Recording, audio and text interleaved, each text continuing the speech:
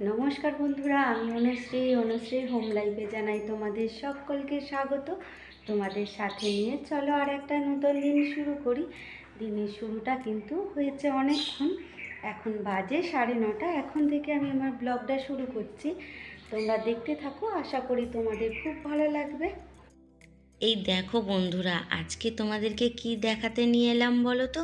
দেখতে পেয়েছো আমাদের গাছে কত পরিমাণে এঁচোড় ধরেছে। এঁচোড় বা ছোট কাঁঠাল তোমরা যাই নামে বলে থাকো। কত সুন্দর দেখতে লাগছে বলো তো। প্রচুর ধরেছে কিন্তু, আর বেশ বড় হয়ে গেছে, খাবার মতো বেশ বড় হয়েছে। আমার তো খুব ভালো লাগে এই এঁচোড় খেতে। তোমাদের কেমন লাগে তোমরা অবশ্যই কমেন্টে জানিও। আর এটা কিন্তু আমার শোবার ঘরের একদম পাশেই গাছটা, খুব ভালো লাগে আমার। আমার ঘরের সমস্ত কাজকর্ম হয়ে গেছে তোমাদের সঙ্গে বকবক করতে করতে। দেখো, বিছানাপত্র সব গুছিয়ে নিয়েছি।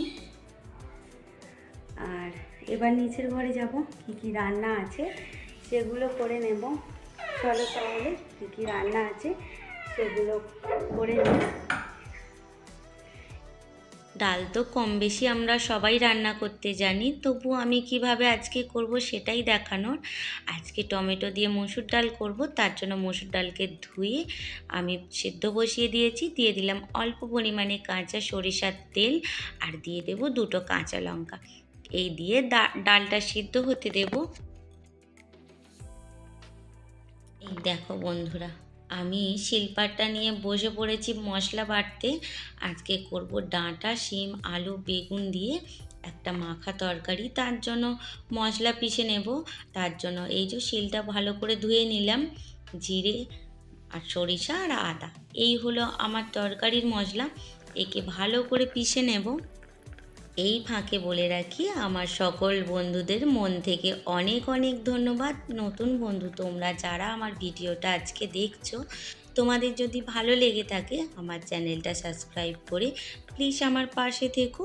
আর আমার সকল বন্ধুদেরকে বলবো, ভিডিওটা যদি তোমাদের ভালো লেগে থাকে একটি লাইক দিতে ভুলো না। দেখো আমার মশলাটা বাটা হয়ে গেছে। চলো রান্নাটা করে নিই।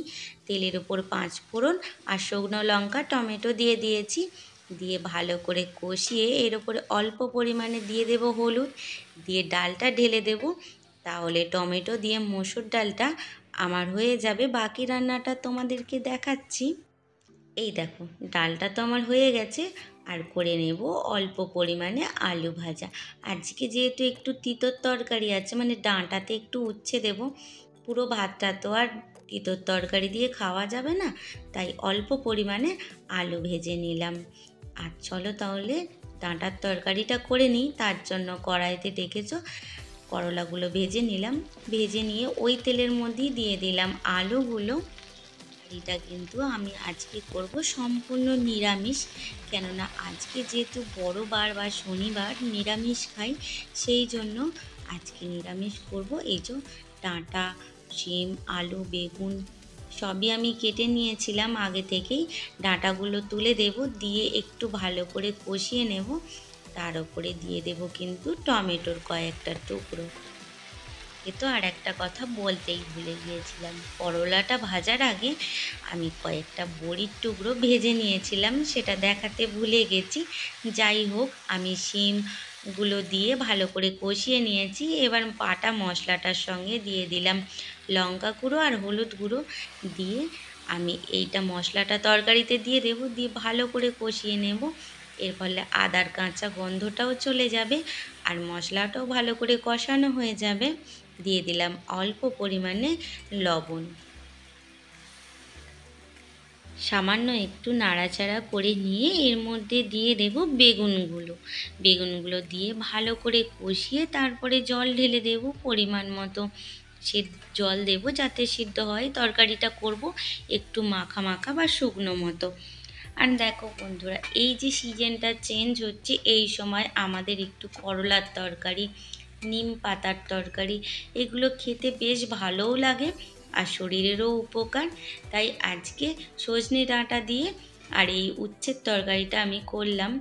যেহেতু এই সিজনেতে একটু আমাদের তেতো খাওয়া খুবই প্রয়োজন, তাই আজকে তিতর তরকারিটা ভাবলাম করেই নিই। এইভাবে করে দেখো, খুব ভালো লাগবে। আমি অতি সাধারণভাবে এবং কম ঝাল মশলা দিয়েই রান্নাগুলো করে থাকি। আশা করি তোমাদের আমার এই রান্নাগুলো বেশ ভালো লাগবে, আর যদি খুব ভালো লেগে থাকে বাড়িতে তোমরা করে দেখতে পারো। আর এই যে বড়ি আর করলা ভাজাটা আমি তুলে দিলাম, বেশিক্ষণ আর এটা দিয়ে ফোটাবো না, অল্প নাড়াচাড়া করে তরকারিটা নামিয়ে নেব এবং তোমাদেরকে দেখিয়ে দেব যে আজকে আমার ডাঁটা করলার তরকারিটা কেমন হয়েছে। তোমরাও অবশ্যই কমেন্টে আমাকে জানিও। দুপুরে খাওয়া দাওয়া করে আজকে একটুখানি রেস্ট নিয়েছিলাম, কেননা কদিন তো পুজোর খুব ছুটি গেল সেই কারণে। আর দেখো বিকেলে আমি গাছে জল দিতে চলে এসেছি। আর অনেকটা পরিমাণে গরম পড়ে গিয়েছে, আর তাছাড়া কয়েকদিন বৃষ্টির ফোঁটা পড়েছিল ফুলগুলোর ওপরে। অনেক ফুলই প্রায় নষ্ট হয়ে এসেছে, তবুও যতটা যত্ন করে রাখতে পারি আমি ততটাই চেষ্টা করে চলেছি। নতুন নতুন কয়েকটা কুঁড়িও দেখা দিয়েছে, তারই জন্য একটুখানি যত্ন করে চলেছি যে যতদিন ফুলগুলো দেয় ততদিন বেশ মনটা ভালো লাগবে। এই দেখো বন্ধুরা, এই গোলাপটা তোমাদেরকে আগে হয়তো দেখানো হয়নি, পুজোর মধ্যেই এই ফুলটা ফুটেছে। যাই হোক, ফুলটা বেশ বড় হয়ে গিয়েছে, আর গাঁদাগুলোও কিন্তু আমার খুব বড় বড় হয়েছে। এগুলো লাস্টের দিকে যেহেতু ফুটেছিল, এখনো পর্যন্ত ঠিকঠাকই আছে। প্রথমের দিকে যে গাছগুলো সেগুলোই মারা গেছে। আর এই দেখো তোমাদেরকে আজকে কি দেখাবো বলো তো। দেখেছো, আমার কুমড়ো গাছে একটা ধরেছে। আমরা যখনই এরকম কুমড়ো সমেত ফুল দেখতে পাই তখন আমরা বলে থাকি যে ধরেছে। মায়েরা বলে, তাই বললাম, বড়রা যেটা বলে সেটা শুনে শেখা। কেন বলে তার কোনো ব্যাখ্যা নেই, তবে এইরকমই বলে থাকে। তাহলে চলো, আমার তো সমস্ত গাছে জল দেওয়া কমপ্লিট হয়ে গেল। আর আজকে এই পর্যন্তই রাখবো ভিডিওটা। দেখা হবে আবার। খুব ভালো থেকো।